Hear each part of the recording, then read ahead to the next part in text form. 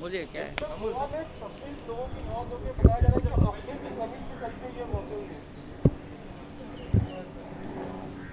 गोवा में कितने हो गए? तेलंगाना में 11 है।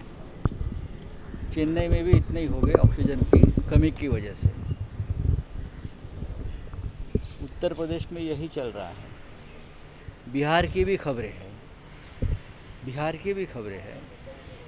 ऑक्सीजन की आज भी जिस तरह से शॉर्टेज है पूरे देश में, इसीलिए सुप्रीम कोर्ट ने एक नेशनल टास्क फोर्स को बनाया है और अब ये काम नेशनल टास्क फोर्स ने शुरू भी किया है। लेकिन बीच में जो लोगों की जानें जा रही है वो बहुत ही चिंता की और गंभीर विषय है।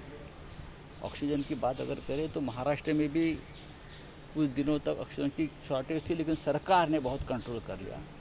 अब वहाँ की सरकारें क्या कर रही है मुझे मालूम नहीं, इसलिए नेशनल टास्क फोर्स जो बनाया है सुप्रीम कोर्ट ने, उसको ज़्यादा मेहनत करनी पड़ेगी। जिस तरह से गंगा से लाशें बहकर पाटना तक पहुँच गई है, ये चित्र बहुत ही भयावह और डरावना है।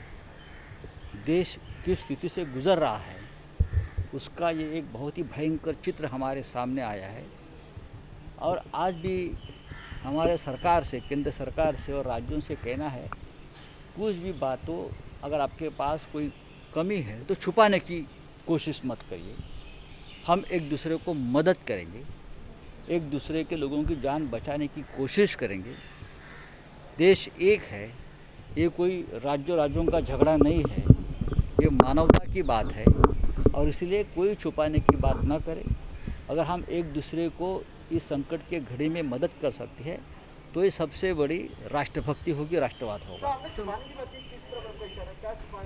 नहीं, देखिए, पहले से कुछ राज्यों ने यही बहुत बड़ी बात की थी कि हमारे पास कुछ नहीं, हमारे पास सब कुछ ठीक है, हमारे यहाँ कोई मरेगा नहीं, ना ऑक्सीजन की शॉर्टेज है ना डॉक्टरों की शॉर्टेज है।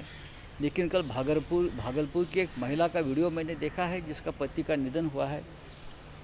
जिस तरह से उसने पीड़ा झेली है अपने पति के बारे में, उसकी विटंबना भी हुई एक स्त्री के नाते हॉस्पिटल में, तो ये चित्र ठीक नहीं है।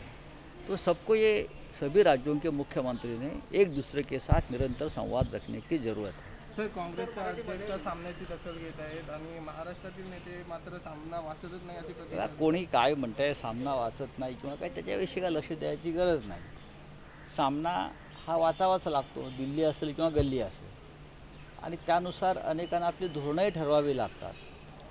सामना काय करू शकतो हे महाराष्ट्रामधल्या सत्तांतरासुद्धा आपण पाहिलेलं आहे, याच्या आधीसुद्धा पाहिलेलं आहे। आजही सामनाच्या शिरोभागी बाळासाहेब ठाकरे यांचं नाव झळकतं आहे, त्याच्यामुळे तीच ताकद सामन्याची आहे।